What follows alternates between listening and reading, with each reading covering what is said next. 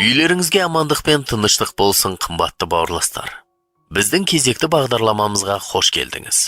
Біздің сұхбатымыздың тақырыбы көктегі әкенің үйі. Көктегі үй туралы әңгіме болады.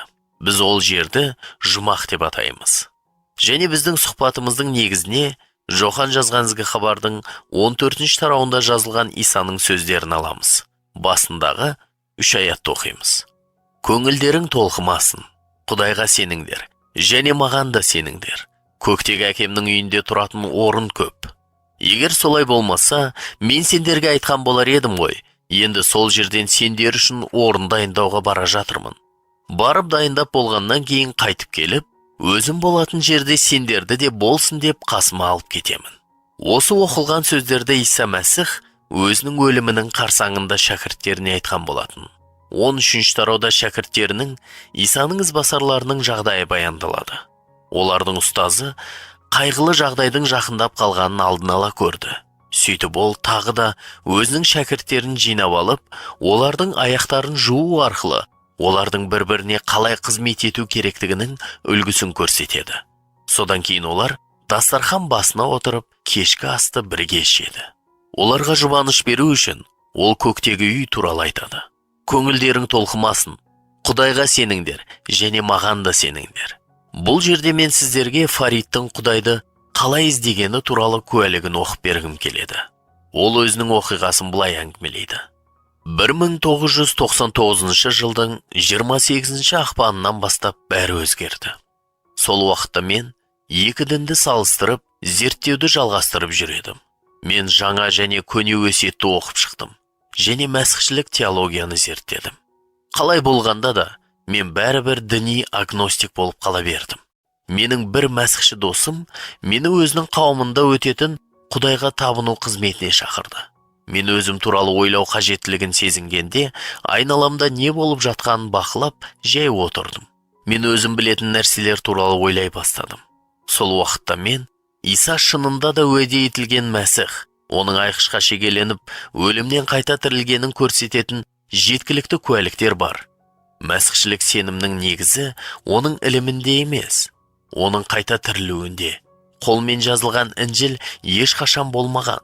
Біз білетін жаңа өсиет және тарихта танымал болған Інжіл бар. Иса шүбәсіз Құдайдың ұлы болған, және Иса мен Құдайдың арасында ерекше қарым-қатынас бар деген сенімге келу үшін мен мәсіхшілікті жеткілікті дәрежеде зерттеп шыққан болатынмын. Әрі қарай ол өзінің жағдайын сипаттауды жалғастырады. Мен осы нәрселер туралы ойлаған кезде, мен неге мәсіхші емеспін деп таңғалдым. Мен өзімді шөл далада адасып, Құдайды іздеп жүргенімді көз алдыма елестеттім. Мен шөл далада ұзақ уақыт іздеп жүріп, ақыры бір қаланы таптым. Ол жерде Құдай бар екенін білгенімді сездім. Мен қалаға кіргім келді, бірақ кіре алмадым, өйткені оны биік қабырғалар қоршап тұрды. Және барлық қақпалары жабық болды. Мен қабырғадан асып өту үшін, немесе жабық тұрған қақпадан өту үшін барлық мүмкіндіктерімді қолданатынымды сезіндім. Бірақ менің күш салуым бекер болды. Санамда мен өзімнің қабырғаның астында әбден шаршаған, әрі үмітсіздікке салынған күйде отырғанымды көрдім. Мен Құдайға жалбарынып сыйындым. Сөйтіп оны табу үшін қолымнан келгеннің бәрін істеймін деп уәде бердім. Мен өзімнің зиятымды қолданып, шынайы сенімді табуға тырыстым. Бірақ таба алмадым. Мен Құдайдан, егер ол қаласа, маған келіп, мені құтқаруын сұрадым. Өйткені мен бұны өз күшіммен істей алмаймын. Осы сәтте мен жылап жібердім. Мен жылағанда кенеттен ерекше Құдайдың сүйіспеншілігін сезіндім.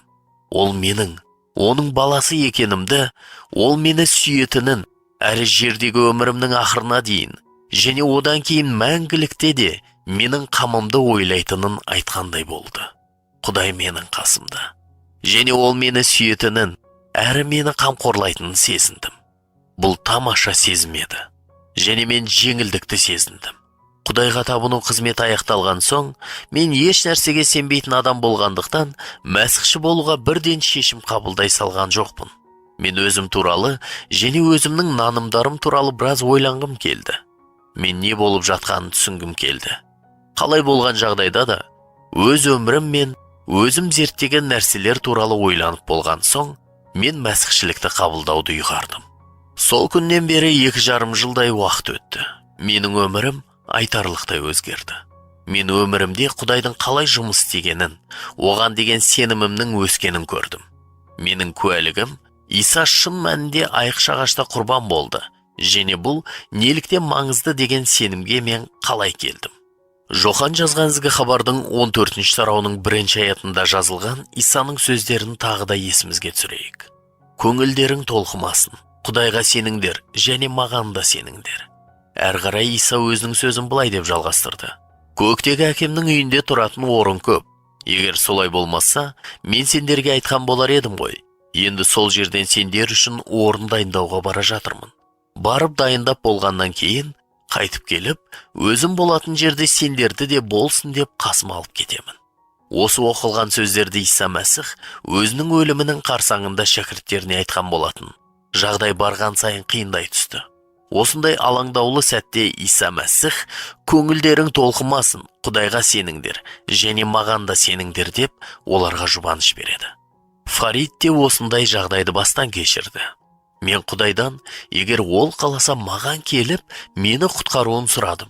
Өйткені мен бұны өз күшіммен істей алмаймын. Осы сәтте мен жылап жібердім. Мен жылағанда кенеттен ерекше Құдайдың сүйіспеншілігін сезіндім. Ол менің оның баласы екенімді. Ол мені сүйетінін, әрі жердегі өмірімнің ақырына дейін, және одан кейін мәңгілікте де менің қамымды ойлайтынын айтқандай болды. Құдай менің қасымда, және ол мені сүйетінін әрі мені қамқорлайтынын сезіндім.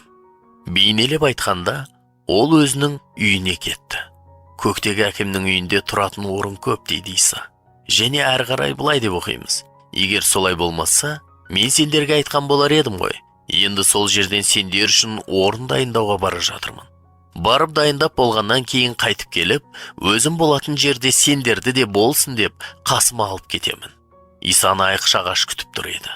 Енді сол жерден сендер үшін орын дайындауға бара жатырмын. Ол маңдай төбедегі айқыш арқылы, суық қабір арқылы, бірақ жеңімпаз қайта тірілу мен салтанатты түрде көкке көтерілу арқылы әкенің үйіне барды. Көріп тұрғаныңыздай, әкенің үйіне баратын жолда кедергілер болды. Оларды жою қажет еді. Күнә көктегі үйге баратын жолды жауып тастаған еді. Осы жолды тазартудың құны, осы орынды дайындаудың құны өте жоғары болды. Оны дайындау үшін Иса Мәсіх айқшағашта азапты өліммен өзінің жанын қиды. Шәкірттерінің жүрегін қорқыныш пен үрей биледі. Қазір не болатынын біле алмау олардың іс-әрекет жасауына кедергі болады. Иә, олардың жүрегі қобалжып тұр. Олардың жүрегін көрген және оларды шын жүректен сүйетін Иса оларға жұбаныш береді. Иса оларға әкесінің үйі туралы айтады. Көңілдерің толқымасын, Құдайға сеніңдер және маған да сеніңдер. Сосын әкесінің үйі туралы айта отырып, өзі барып, сол жерден сендер үшін орын дайындап болғаннан кейін қайтып келетін туралы айтқанда, Иса оларға жұбаныш береді. Осы дүниедегі біздің жағдайымыз, қымбатты достар, сол замандағы шәкірттерінің жағдайына ұқсас. Біз де әртүрлі қиындықтарды бастан кешіреміз. Сол кезде шәкірттеріне айтылған оның жұбаныш сөздері бүгінгі күнде бізге де қатысты. Сонымен, Иса біздің көктің азаматы екенімізді және оны ешкім тартып ала алмайтынын есте сақтағанымызды қалайды. Бірде Исаның шәкірттері ізгі хабарды уағыздап келгенде, Исаға өздерінің жетістіктері туралы айтады. Тіпті жындар да бізге бағынады. Ал Иса Мәсіх оларға не деді екен? Дегенмен, жындардың өздеріңе бағынғандығына емес, есімдеріңнің көктегі кітапқа тіркелгендігіне қуаныңдар. Сіздің есіміңіз көктегі кітапқа тіркелген. Сіз көктің азаматысыз. Елші Паул бұл ойды филиппиліктерге арналған хаттың 3-ші тарауы 20-ші аятында тағы да атып көрсетеді. Ол біздің отанымыз көкте деп айтады. Сөзбе-сөз айтқанда, біздің азаматтығымыз көкте. Біз осы дүниеде көктің азаматы ретінде өмір сүреміз. Иса Құдайға баратын жолды салды. Ол азап шегіп айқшағашта құрбан болғанда қатты дауыстап орындалды деген жеңімпаз сөзді айтып, жан тапсырды. Осы дүниедегі барлық адамдар үшін мен және сіз үшін де орындалды. Тәубе еткен сәтте көктегі бағыттаушы менің өмірімнің бағытын Құдаймен бірге өткізетін мәңгілікке бағыттады. Енді мен жарқын үмітпен және жан дүниемдегі қуанышпен өмір сүріп жатырмын. Өйткені көктегі әкенің үйіне баратын жол салынды. Енді ешқандай кедергі жоқ. Мен үйге, шын мәніндегі үйіме қайта орала аламын. Иса сіздерге өзінің ізбасарларына бүгін тағы да бір нәрсе айтқысы келеді. Ол өзі келіп сізді алып кетеді. Енді сол жерден сендер үшін орын дайындауға бара жатырмын. Барып, дайындап болғаннан кейін қайтып келіп, өзім болатын жерде сендерді де болсын деп қасыма алып кетемін. Онымен кездесу күн сайын жақындап келеді. Күн сайын біз осы салтанатты күнге жақындап келеміз. Бірақ бұл қашан болатыны белгісіз. Мүмкін иеміз мені немесе сізді бүгіннің өзінде ақ алып кететін шығар. Мүмкін біз әлі де біраз уақытқа қалатын шығармыз. Сөйтіп ол өзінің қауымын алып кетуге келген күні біздің бәрімізді алып кететін шығар. Алайда сіз үшін де, мен үшін де ең шешуші нәрсе, нақтырақ айтатын болсақ, сұрақ бар. Сіздің сеніміңіз қандай күйде? Иса Мәсіх, көңілдерің толқымасын. Құдайға сеніңдер, және маған да сеніңдер дейді. Алайда мүмкін сіз осы сұхбатты тыңдап, былай дейтін шығарсыз. Бұлардың бәрі әрине қызық. Сіз көктегі тұратын үй туралы айтып тұрсыз.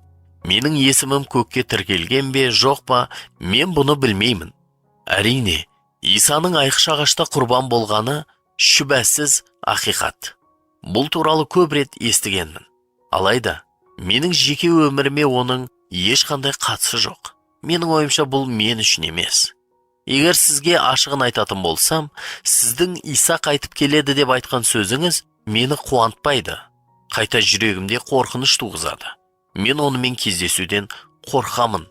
Қымбатты тыңдарман, егер бұл сөздер сіздің жауабыңыз болса, онда мен сіздің жүрегіңіздің есігі әлі жабық екенін айтуым керек. Ал Иса, міне, мен есік алдына келіп қағып тұрмын дейді. Мінәжат етіп, оған жүрегіңіздің есігін ашыңыз. Иса сіздің жан дүниеңізге еніп, сізді бақытты етеді. Иса сізді шақыруда. Оның шақыруынан бас тартпаңыз. Оған иә деп айтыңыз. Сенімнің бірінші қадамын жасаңыз. Осымен мен сіздермен қоштасамын. Еліміз аман, жұртымыз тыныш болсын ағайын.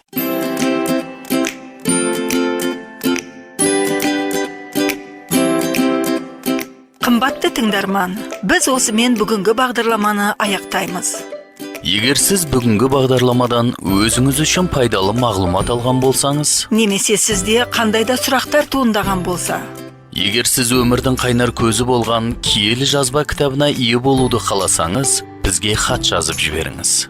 Сіз Орта Азияда тұратын болсаңыз, біз сізге хабарларымыз жазылған аудио таспа немесе киелі жазба кітабын сыйлық ретінде салып жібереміз. Біздің электрондық поштамызға хабарласуыңызға болады. Біздің электрондық адресіміз mostik7@inbox.ru. Сонымен бірге +7 707 385 83 93 нөміріне хабарлама жіберуіңізге де болады. Сізге осы нөмірде WhatsApp, Viber, Telegram жүйелері іске қосылғанын хабарлаймыз. Мен қайталаймын. +7 707 385 83 93. Сізден келген әрбір хат немесе хабарлама үшін біз өте қуанышты боламыз. Жаратқан ие сізді және жақындарыңызды қорғап, аман сақтасын.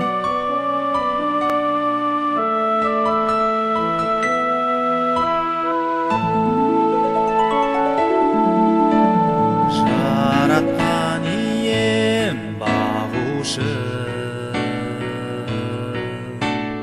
мен еш нәрседен тарықпаймын. Мені жайлауға жаяды, тынық суға апарады. О Иса, құтқарушы,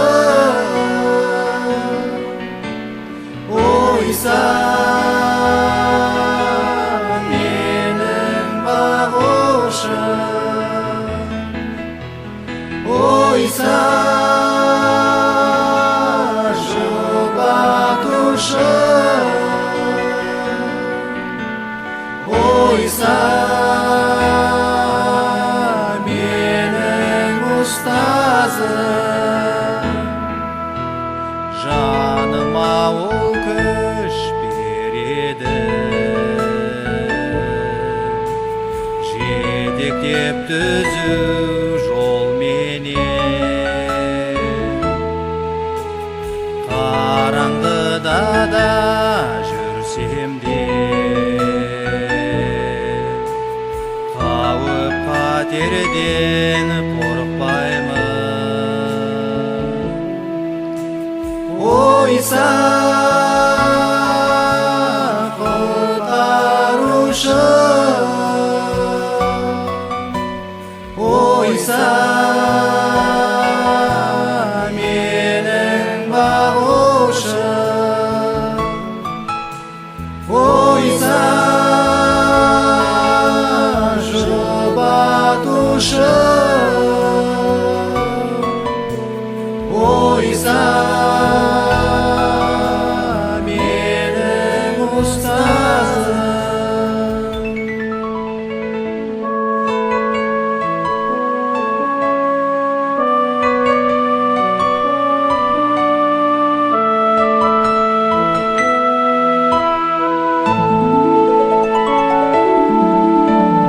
себебі ием қасымда маған сүйеніш болады дұшпандарымның алдында маған дастархан жаяды ойса құтқарушы ойса менің бағушы ойса жұбатушы ойса менің ұстазым ойса